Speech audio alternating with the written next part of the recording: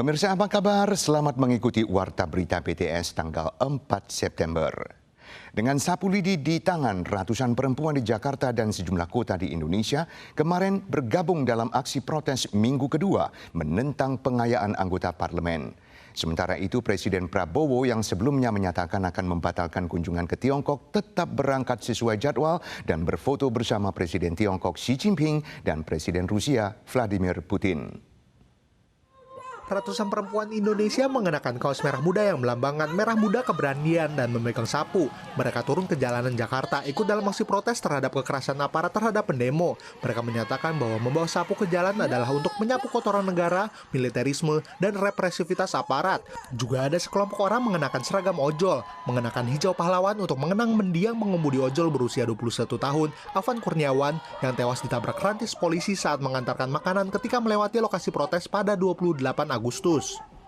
Dengan upaya untuk memperbaiki kehidupan, namun justru menjerumuskan rakyat ke dalam ketiadaan lapangan pekerjaan, kemudian juga kekerasan serta diskriminasi.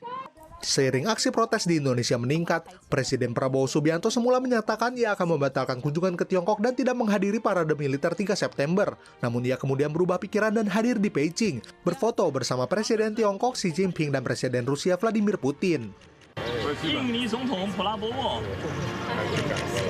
Thank you for being here. Menurut pernyataan resmi, Prabowo tetap pergi ke Tiongkok karena Beijing sangat memohon dan kondisi protes jalanan mulai mereda, dan ia telah kembali ke Indonesia pada malam hari setelah menghadiri parade militer. Ketua Komnas HAM Anies Hidayah menyatakan situasi masih memprihatinkan, terutama karena pendekatan kekerasan masih digunakan dalam menangani aksi, sehingga ruang dialog antara masyarakat dan otoritas terbatas, dan rakyat tidak bisa menyampaikan masalah mereka. Menurut YLBHI, hingga akhir Agustus gelombang protes ini telah menyebabkan setidaknya 10 orang meninggal dan lebih dari 1.000 orang dilarikan ke rumah sakit. Ditjen Imigrasi atau NIA telah berhasil membongkar sebuah sindikat prostitusi lintas negara yang dipimpin oleh seorang perempuan Vietnam beranggotakan 10 orang dan berhasil menyelamatkan 6 korban perdagangan manusia. Kasus ini terungkap setelah kematian tragis seorang perempuan Indonesia yang ditipu untuk menjadi pekerja seks oleh sindikat tersebut. Di lain pihak, 4 orang yang menipu 5 warga menuju Thailand untuk melakukan penipuan telekomunikasi juga telah diamankan kepolisian Taitung. Ditjen Imigrasi atau NIA dan Kepolisian Taiwan tahun ini membongkar sebuah sindikat prostitusi lintas negara dengan 10 anggota di Taipei, New Taipei, dan Taoyuan yang dipimpin seorang pria Taiwan dan seorang wanita Vietnam. Mereka juga menahan lebih dari 20 perempuan asing, 6 diantaranya korban perdagangan manusia. Kelompok ini memikat korban ke Taiwan dengan dalih wisata, menyita paspor, memaksa pelunasan hutang, bahkan melarang mereka mengakses layanan medis. Dari Januari hingga Mei, keuntungan ilegal mereka mencapai 3,62 juta dolar. Kasus ini telah menewaskan seorang perempuan asal Indonesia.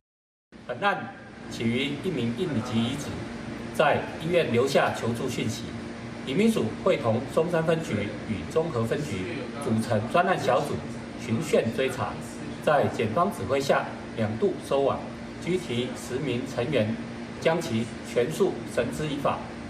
Di Kabupaten Taitung, kepolisian juga membongkar kasus perdagangan manusia. 5 warga Taitung dipikat ke Thailand untuk terlibat dalam penipuan telekomunikasi. Para korban mengalami penyiksaan. Kepolisian melakukan operasi di Taitung dan Kaohsiung, menangkap 4 anggota sindikat tersebut. 接获民众报案，遭人口贩运集团拐骗，已可以介绍到泰国工作，且环境好、薪水高、可赚大钱，想回国就可以回国等话术诓骗被害人。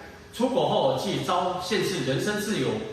Kedua kasus perdagangan manusia ini menimbulkan pelanggaran serius terhadap perlindungan HAM. Setelah penyidikan kejaksaan selesai, akan diajukan tuntutan pidana sesuai hukum. UN Eksekutif telah menyetujui beberapa kebijakan baru untuk mendorong kaum muda menikah dan memiliki anak, termasuk memprioritaskan subsidi perumahan dan sewa bagi keluarga muda yang baru menikah dan melahirkan anak. Lebih lanjut, amandemen undang-undang telah dilakukan untuk mengubah pengajuan cuti orang tua selama 30 hari menjadi cuti harian, diperkirakan mulai diterapkan pada tahun baru mendatang.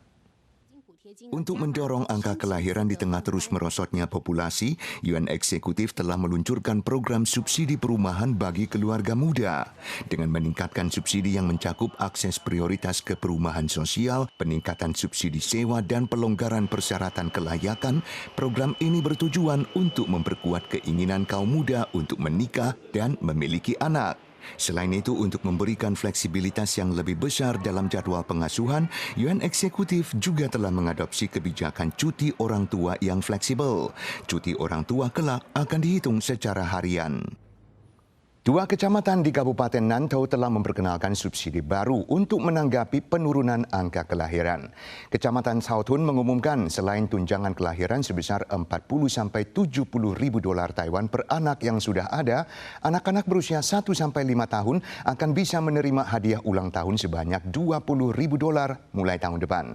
Sementara itu, Kecamatan Cici memperkenalkan insentif relokasi. Warga yang memindahkan domisilinya ke Cici sebelum akhir Mei dan tinggal minimal 1 tahun akan mendapat hadiah 5.000 dolar. Taiwan tengah menghadapi dampak penurunan angka kelahiran. Untuk memperlambat penyusutan jumlah penduduk, kantor Kecamatan Chaotun di Kabupaten Nantau berencana mulai tahun depan memberikan hadiah ulang tahun sebesar 20.000 dolar per tahun bagi anak-anak berusia 1 hingga 5 tahun yang terdaftar sebagai penduduknya. Namun pendapat warga terpecah. 其实是不无小补的一个补助，家长会开心。现在小孩子的那个教育费啊，远远超过补助，对啊，所以我不会心动。 Selain masalah penurunan kelahiran, Nantau juga menghadapi efek magnet dari tetangganya. Taichung, Chaotun sebenarnya sudah memberikan tunjangan kelahiran 20.000 dolar untuk setiap bayi yang lahir sejak 2019. Pada 2022 jumlahnya ditingkatkan menjadi 40.000 dolar untuk 2 anak pertama, 60.000 dolar untuk anak ketiga, dan 70.000 dolar untuk yang keempat dan seterusnya. Tahun depan direncanakan mulai diberikan hadiah ulang tahun 20.000 dolar per tahun untuk anak-anak 1 hingga 5 tahun. Dengan tunjangan kelahiran, jumlah penduduk Chaotun sudah mulai meningkat kembali. Kedepannya, setiap anak yang tercatat di Chaotun setidaknya selama 1 tahun akan berhak mendapatkan hadiah ulang tahun. Sekitar 3.000 anak diperkirakan akan menerima manfaatnya. Masalah kependudukan juga dialami Cici yang dulunya termasuk salah satu dari 10 kecamatan wisata teratas. Namun kini jumlah penduduknya tinggal kurang dari 10.000. Untuk mendorong orang menetap, siapapun yang pindah ke Cici sebelum akhir Mei tahun depan dan tinggal minimal 1 tahun akan mendapat hadiah 5.000 dolar dari kantor kecamatan. Tetapi warga menilai itu kurang menarik. Menurut mereka seharusnya yang dikembangkan adalah pariwisata khas. Sebuah kereta furnikular Gloria ikonik di Lisbon, Portugal tergelincir dan menabrak sebuah bangunan pada tanggal 3, mengakibatkan setidaknya 15 orang meninggal, 18 luka-luka, termasuk turis asing dan anak kecil. Saksi mata mengatakan saat insiden terjadi, kereta gantung tersebut terlihat kehilangan kendali dan tidak bisa direm. Tim penyelamat segera dikerahkan setelah kereta gantung Gloria yang ikonik di Lisbon tergelincir dan menabrak sebuah gedung, menyebabkan gerbong-gerbongnya miring dan rusak parah. Saksi mata melaporkan penumpang melompat keluar dari jendela dan berteriak ketakutan setelah kereta tersebut kehilangan kendali dan tidak dapat direm. Kecelakaan total menewaskan setidaknya 15 orang, menyebabkan 18 lainnya luka-luka. Beroperasi sejak 1885, kereta furnikular Gloria populer tidak hanya di kalangan wisatawan tetapi juga penduduk lokal. Pemirsa sekalian, sekian warta berita dari PTS. Kita jumpa lagi di lain kesempatan. Sampai jumpa.